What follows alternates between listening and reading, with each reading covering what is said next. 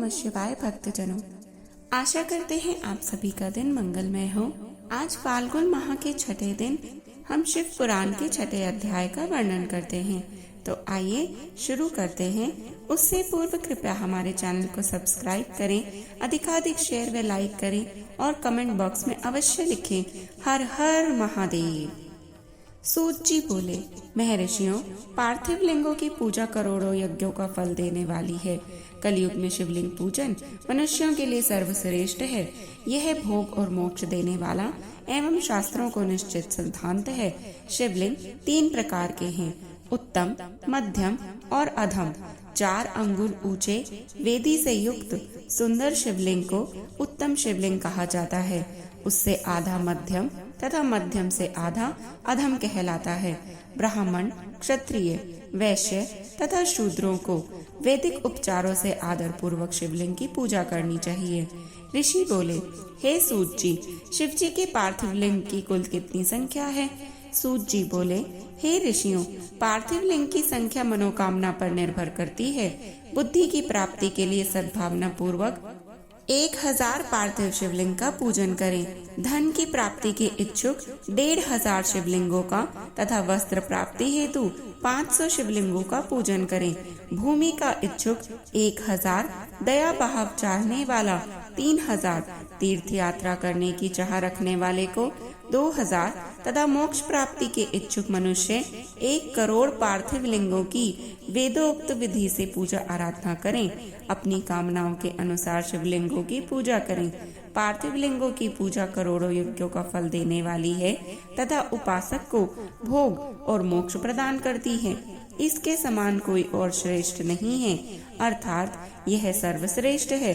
शिवलिंग की नियमित पूजा अर्चना से मनुष्य सभी विपत्तियों से मुक्त हो जाता है। शिवलिंग का नियमित पूजन भव सागर से तरने का सबसे तरल तथा उत्तम उपाय है। हर रोज लिंग का पूजन वेदोक्त विधि से करना चाहिए। भगवान शंकर का नैवेद्यांत पूजन करना चाहिए। भगवान शंकर की 8 मूर्तियाँ पृथ्वी, जल, अग्नि, वायु, आकाश, सूर्य, चंद्रमा तथा यजमान हैं। इसके अतिरिक्त शिव, भव, रुद्र, उग्र, भीम, ईश्वर, महादेव तथा पशुपति नामों का भी पूजन करें। अक्षत, चंदन और बेलपत्र लेकर भक्ति पूर्वक शिव का पूजन करें तथा उनके परिवार जिसमें ईशान, नंदी, चंड, महाकाल, भृंगी, वृष, स्कंद, कपदीश्वर, शुक्र तथा सोम है का 10 दिशाओं में पूजन करें। शिव जी के वीरभद्र और कीर्ति मुख के पूजन का पश्चात 11 रुद्रों की पूजा करें। पंचाक्षर मंत्र का जाप करें तथा शतरुद्रीय और शिव पंचांग का पाठ करें। इसके उपरांत शिवलिंग की परिक्रमा कर शिवलिंग का विसर्जन करें। रात्रि के समय समस्त देव कार्यों को उत्तर दिशा की ओर मुंह करके ही करना चाहिए। पूजन करते समय मन में भगवान शिव का स्मरण करना चाहिए। जिस स्थान पर शिवलिंग स्थापित हो वहां पर पूर्व, पश्चिम और उत्तर दिशा में ना बैठे, क्योंकि पूर्व दिशा भगवान शिव के सामने पड़ती है और इष्ट देव का सामना नहीं रोकना चाहिए। उत्तर दिशा में शक्ति स्वरूपा देवी उमा विराजमान रहती हैं।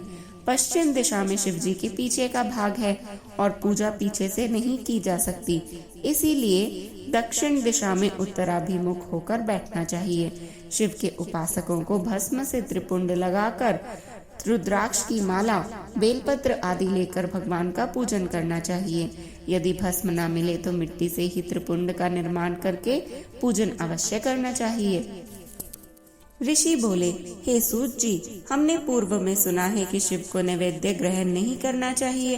इस संबंध में शास्त्र क्या कहते हैं, इसके बारे में बतलाइए तथा बिलव के महात्म्य को भी स्पष्ट कीजिए। सूत जी ने कहा, हे मुनियों, आप सभी शिव व्रत का पालन करने वाले हैं, इसलिए मैं आपको प्रसन्नता पूर्वक सारी बातें बता रहा हूँ। आप ध्यान पूर्वक सुने।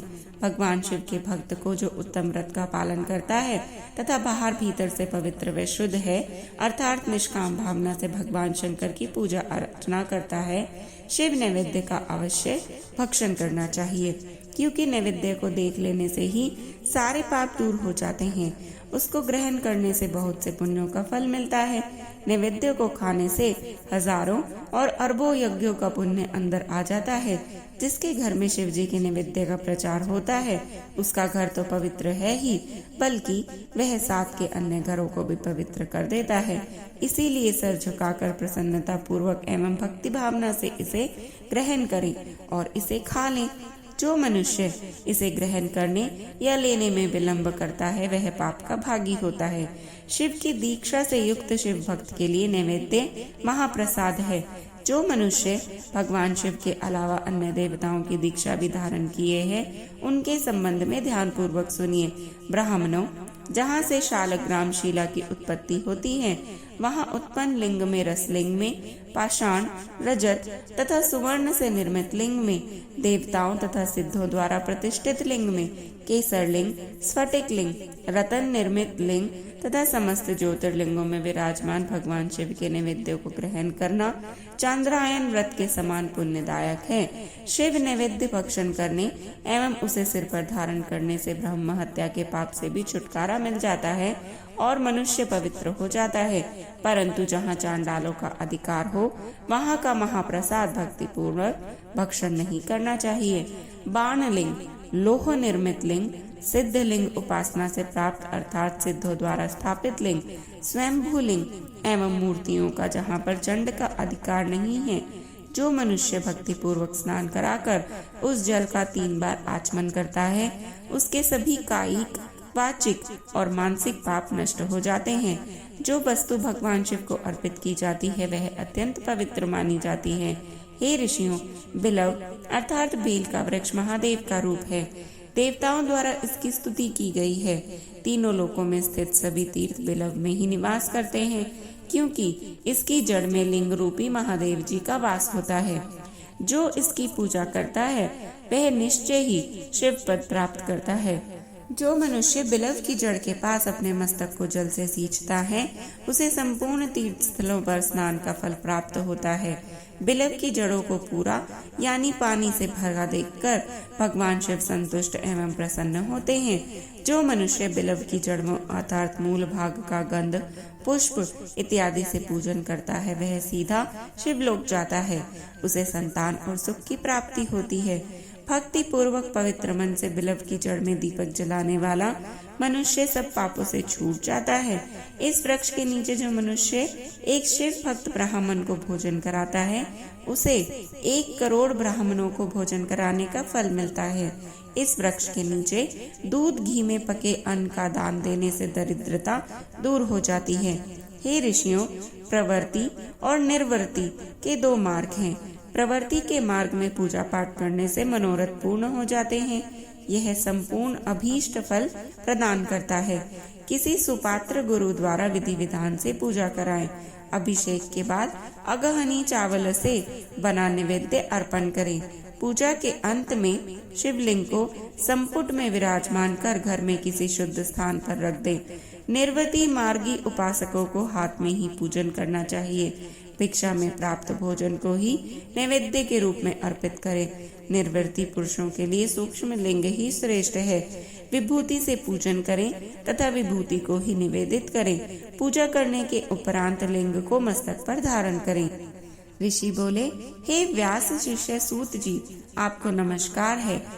हम पर कृपा करके हमें परम उत्तम रुद्राक्ष तथा शिव नाम की महिमा का महात्म्य सुनाए।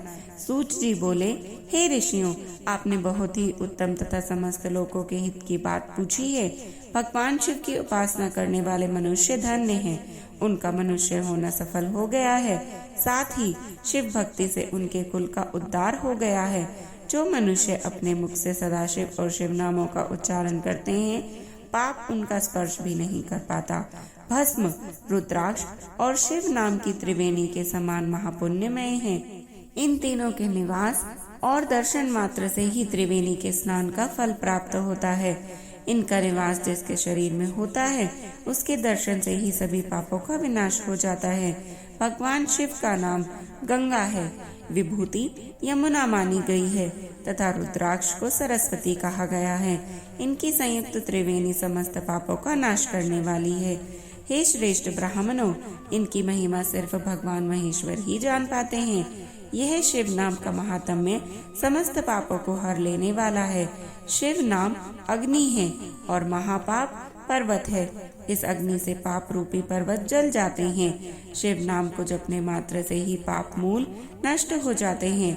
जो मनुष्य इस पृथ्वी लोक में भगवान शिव के जाप में लगा हुआ रहता है, वह विद्वान पुण्य आत्मा और वेदों का ज्ञाता है। उसके द्वारा किए गए धर्म कर्म फल देने वाले हैं। जो भी मनुष्य शिव नाम रूपी नौका पाकर भव सागर से तर जाते हैं, उनके भव रूपी पाप निसंदेही नष्ट हो जाते हैं।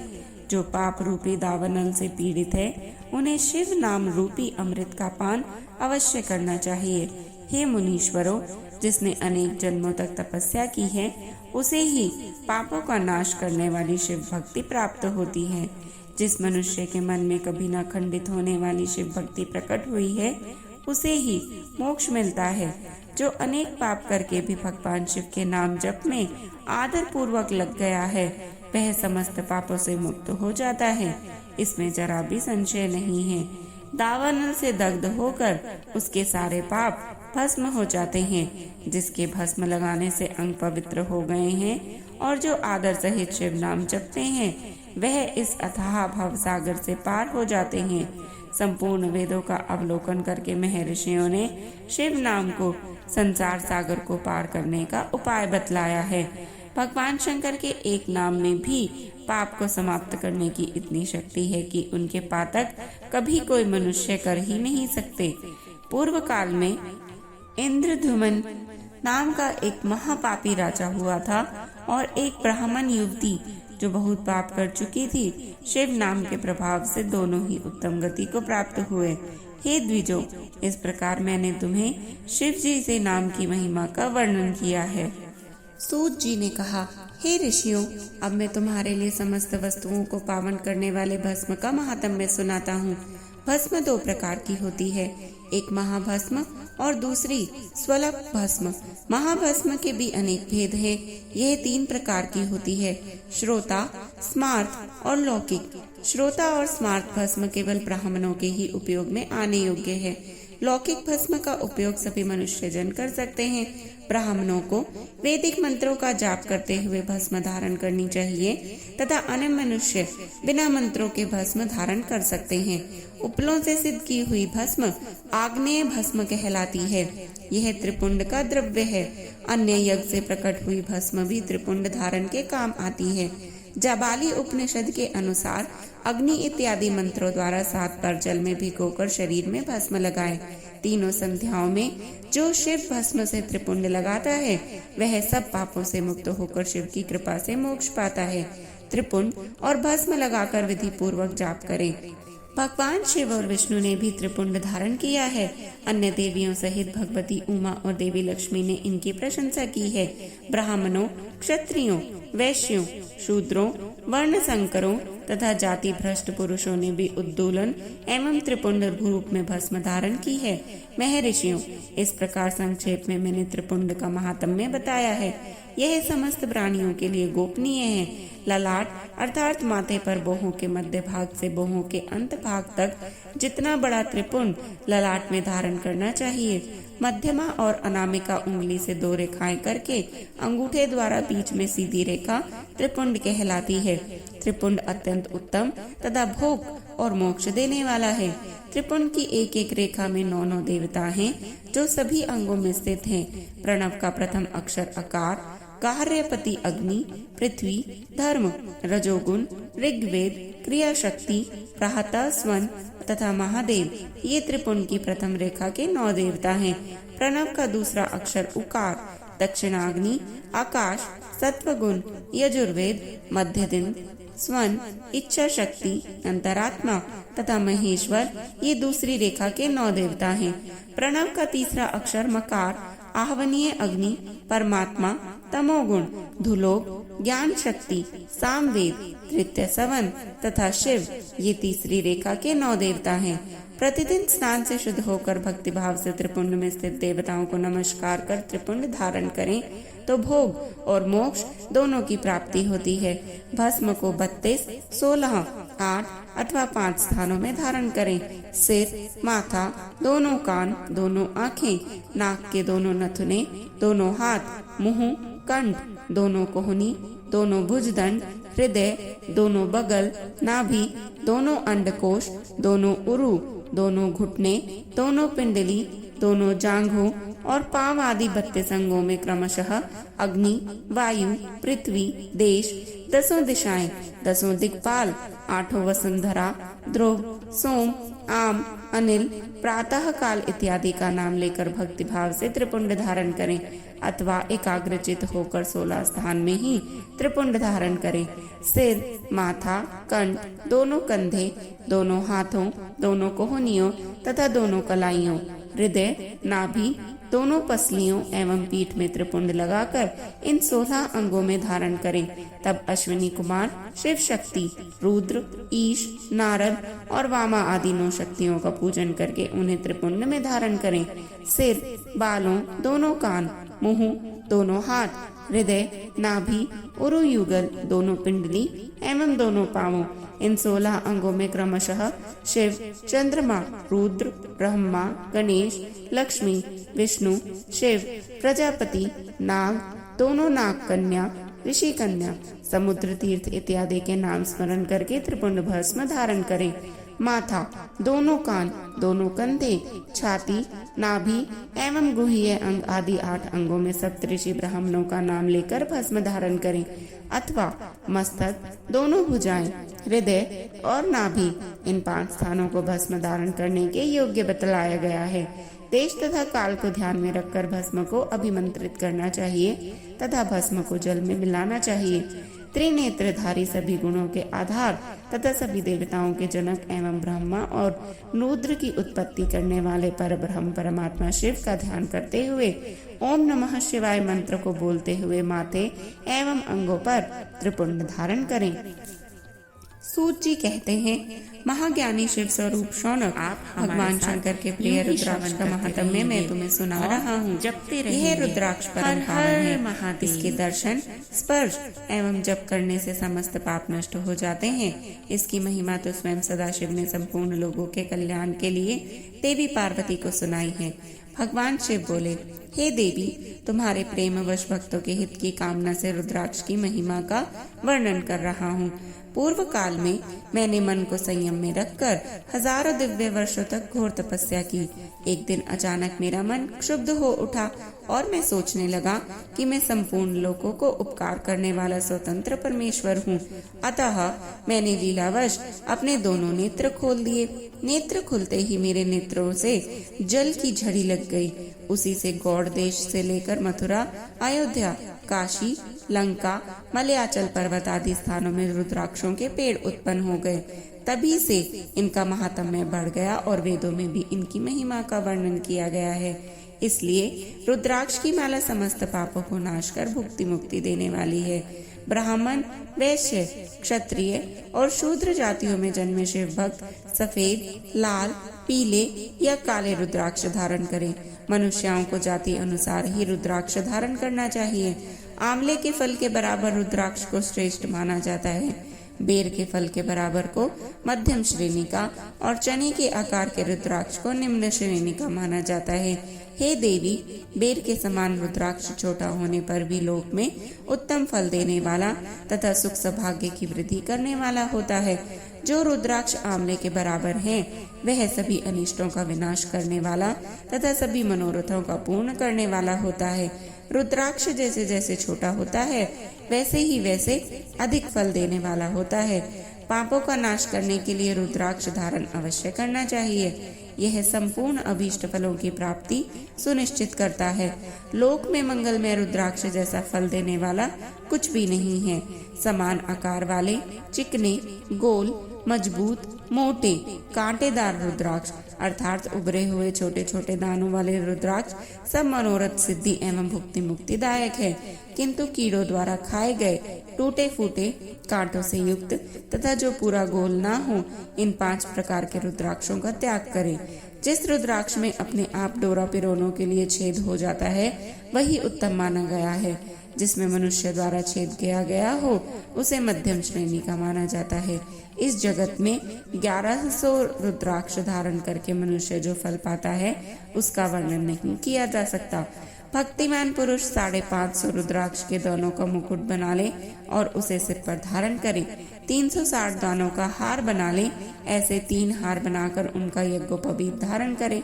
महर्षियों, सिर पर ईशान मंत्र से, कान में तत्पुरुष मंत्र से रुद्राक्ष धारण करना चाहिए। गले में रुद्राक्ष, मस्तक पर त्रिपुंडधारी रुद्राक्ष पहने ओम नमः शिवाय मंत्र का जाप करने वाला मनुष्य यमपुर को नहीं जाता।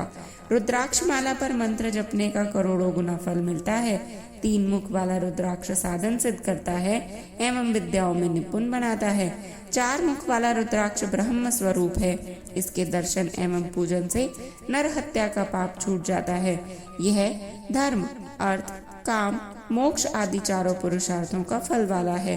5 मुख वाले रुद्राक्ष को कालाग्नि अर्थात पंचमुखी कहा जाता है। यह सर्व कामनाएं पूर्ण कर मोक्ष प्रदान करता है। अभोग्य स्त्रियों को भोगने के पाप तथा भक्षण के पापों से मुक्त हो जाता है। 6 मुखी रुद्राक्ष कार्तिकेय का स्वरूप है। इसको सीधी बाह में बांधने से ब्रह्म हत्या के दोष से भी मुक्ति मिलती है। 7मुखी रुद्राक्ष धारण करने से धन की प्राप्ति होती है और मरने पर शिव पद प्राप्त हो जाता है। 9 मुखी वाला रुद्राक्ष भैरव तथा कपिल मुनि का स्वरूप माना जाता है और भगवती दुर्गा उसकी अधिष्ठात्री देवी मानी गई हैं। 11 मुख वाला रुद्राक्ष रुद्र रूप है।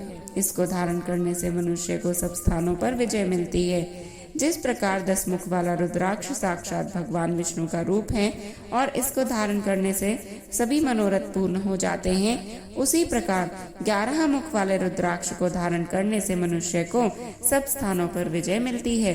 12 मुख वाले रुद्राक्ष को बालों में धारण करने से मस्तक पर 11 सूर्यों के समान तेज प्राप्त होता है। 13 मुख वाला रुद्राक्ष विश्व देवों का स्वरूप है। इसे धारण करने से सौभाग्य और मंगल का लाभ मिलता है। 14 पापों का नाश हो जाता है। इस प्रकार मुखों के भेद से रुद्राक्ष के 14 भेद बताए गए हैं। हे पार्वती, अब मैं तुम्हें रुद्राक्ष धारण करने के मंत्र सुनाता हूँ।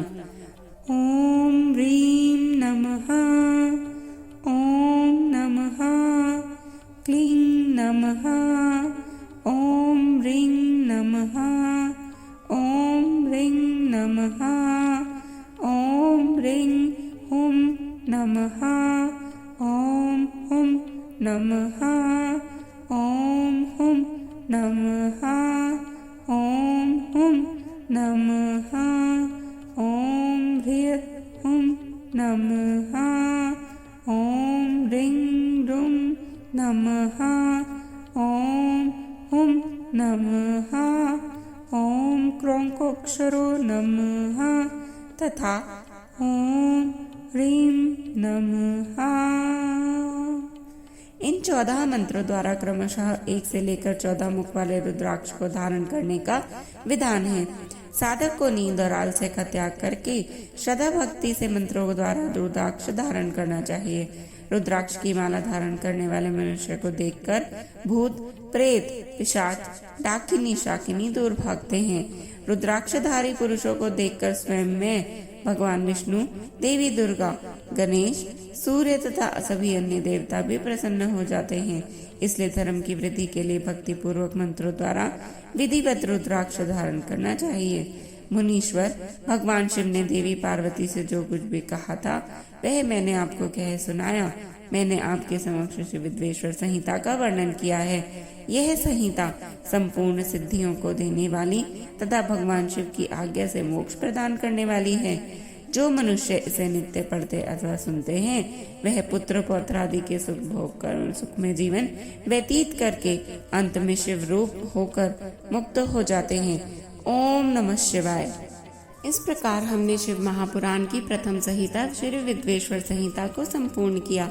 अब कल से हम श्री रुद्र संहिता का अध्ययन शुरू करेंगे। कृपया हमारे साथ जुड़े रहें और सदैव जपते रहें। हर हर महादेव।